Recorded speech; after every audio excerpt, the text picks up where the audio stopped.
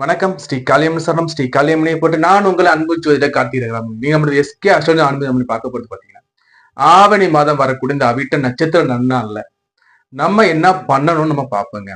இந்த ஆவணி ஆவட்டம்னா என்ன?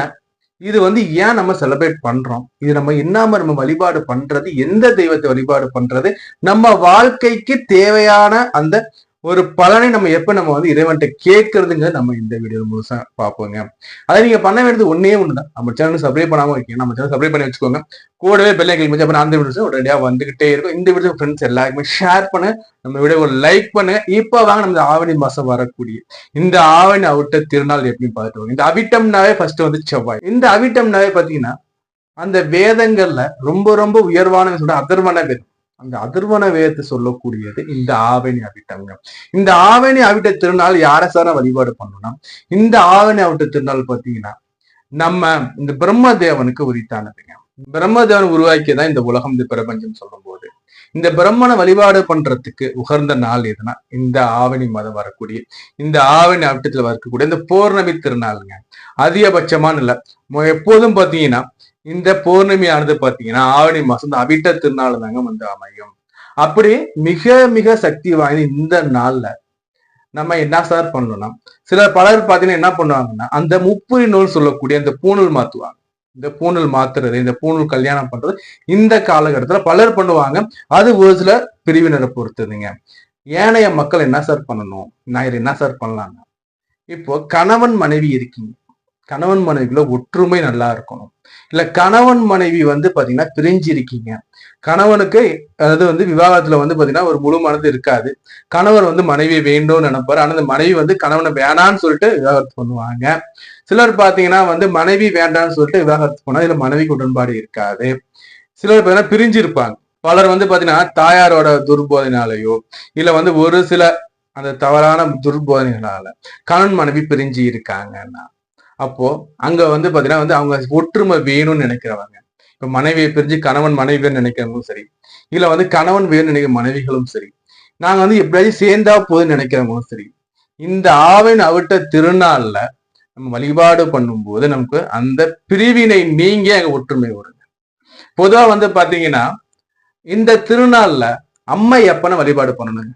அம்மையப்பன் அப்போ சிவன் ஆலயத்துல போய் வழிபாடு பண்ண போறோம், சரிங்களா? அப்ப சிவன் ஆலயம் போகும்போது அங்க கங்கைக்கு நிகராக அந்த சக்தி வாய்ந்த தீர்த்த குளத்துல ஃபர்ஸ்ட் நீராடணும். அதாவது எப்படின்னா, எல்லா சிவாலயத்திலயும் பாத்தீங்கன்னா குளங்கள் இருக்கும், இந்த தீர்த்த கரை சொல்ற குளங்கள் இருக்கும். அங்க பாத்தீங்கன்னா கங்கைக்கு நிகராக சொல்லக்கூடிய அது மாதிரியான சக்தி மிகுந்த அந்த குளம் அமைந்த அல்லது தீர்த்தக்கரை அமைந்த சிவாலயத்தை தேர்ந்தெடுங்க. அங்க சிவாலயத்துக்கு போங்க. அங்க குறைந்த தீர்த்த குளத்துல நீங்க குளிங்க. உங்களுடைய தலையை 3 வாட்டி தண்ணிக்குள்ள முக்கி எடுங்க. ஏன்னா நம்மளை பிடிச்சிருக்க அந்த பாவங்கள் பின்தொடர்புடைய கருமாக்கள் அங்க போகட்டும்.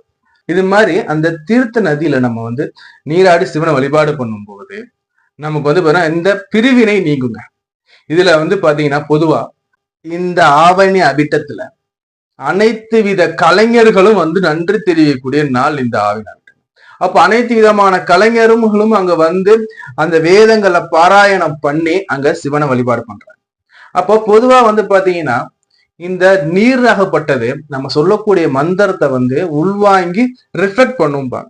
நம்ம சொல்லக்கூடிய அந்த ஒளி அலைகளை மந்திர அலைகளை உள்வாங்கி பிரதிபலிக்கக்கூடிய பலர் சேர்ந்து பலர் ஓதக்கூடிய மந்திரங்கள் மந்திர ஒளிகள் நீர்னால ரிஃப்ளெக்ட் ஆகி திரும்ப திரும்ப கிடைக்கும் போதும் அந்த கலைஞர்கள் சிவனுக்கு நன்றி சொல்லும் போதும் இங்க சிவனாகப்பட்ட முழுமையான சக்தியுடனும் நிறைந்த சந்தோஷத்தோட அங்க இருப்பார். அப்படி சந்தோஷ மழையில இருக்கக்கூடிய சிவபெருமான்கிட்ட சிவன் பெருமானே அம்மையே நாங்க ஒண்ணு சேரணும், எங்களை சேர்த்து வைங்க நீங்க கேட்கும் போது அங்க சக்தியானது அதிகமாக இருக்கும் போது உங்களுக்கு வேண்டல் நிச்சயமா அங்க கிடைக்குங்க. கணவன் மனைவிகள் இருக்கீங்க, உங்களுக்கு ஒற்றுமை இன்னும் வேணும், அந்நியுடைகள் இன்னும் அதிகமா உங்களுக்கு பெருகணும்னு நினைக்கிற நீங்களும் போய் வழிபாடு பண்ணலாங்க. இதுல பாத்தீங்கன்னா சிலர் இந்த 30 நூல் மாத்திப்பாங்க. இதுல பாத்தீங்கன்னா அன்றைய நாள்ல பாத்தீங்கன்னா அங்க வேதங்கள் ஓதப்படும். அந்த வேதங்கள் ஓதி அங்க பகவான் நல்ல ஒரு நிறைந்த மாநில இருக்கார். நிறைந்த மாநில அங்க அந்த அர்த்தநாரீஸ்வரர் சொல்லக்கூடிய அந்த அம்மையப்பன் அங்க வீட்டு இருக்கும் போது நீங்க அவர்கிட்ட போய் அங்க கேட்கும் போது உங்களுக்கு தடைகள் நீங்கி அந்த வாழ்க்கைங்கிறது சுபிச்சமாக இருக்குங்க.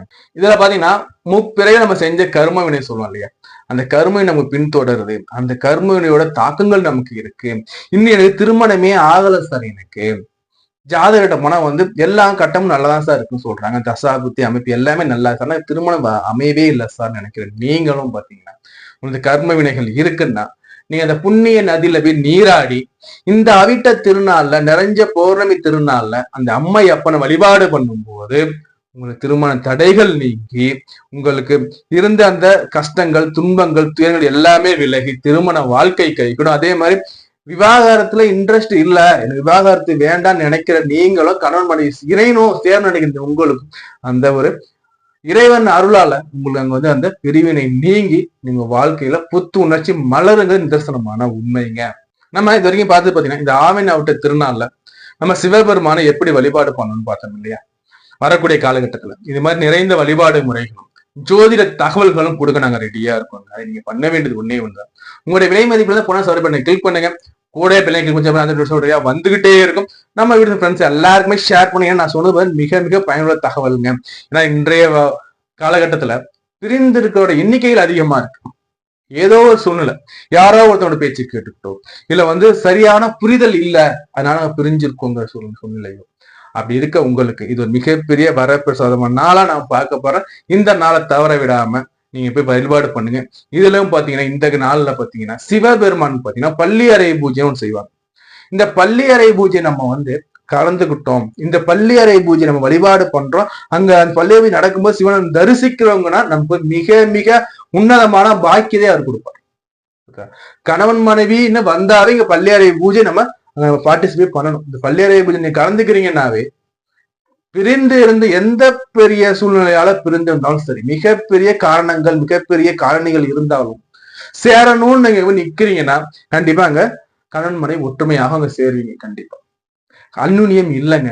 என் கணவர் என்ன ஒரு துச்சமா நினைக்கிறாருங்க, என்கிட்ட பேச மாட்டாங்க, என்ன விதமான பிரச்சனையா இருக்கட்டும், இந்த பள்ளியறை கலந்துக்கோ, அங்க நீ பங்கு எடுங்க. பங்கு எடுக்கும் போதும் கலந்து வேண்டும் போதும் உங்களுடைய இந்த இன்னல்கள்லாம் நீங்கி நீங்க என்ன அந்த நேரத்துல இறைவன்கிட்ட வேண்டுறீங்க, வேண்டி கேட்குன்னு அதை அந்த இறைவன் செயல்படுத்தி கொடுப்பாருங்க. பள்ளியறை பூஜை அதே மாதிரி இன்று அவிட்ட திருநாள்ல போயிட்டு அங்க போய் அந்த குளத்துல போயிட்டு குளிச்சு எழுந்துருவோம். நீங்க குளிச்சு எழுந்திருச்சு அங்க போயிட்டு நம்ம சிவனை வழிபாடு பண்ணணுங்க.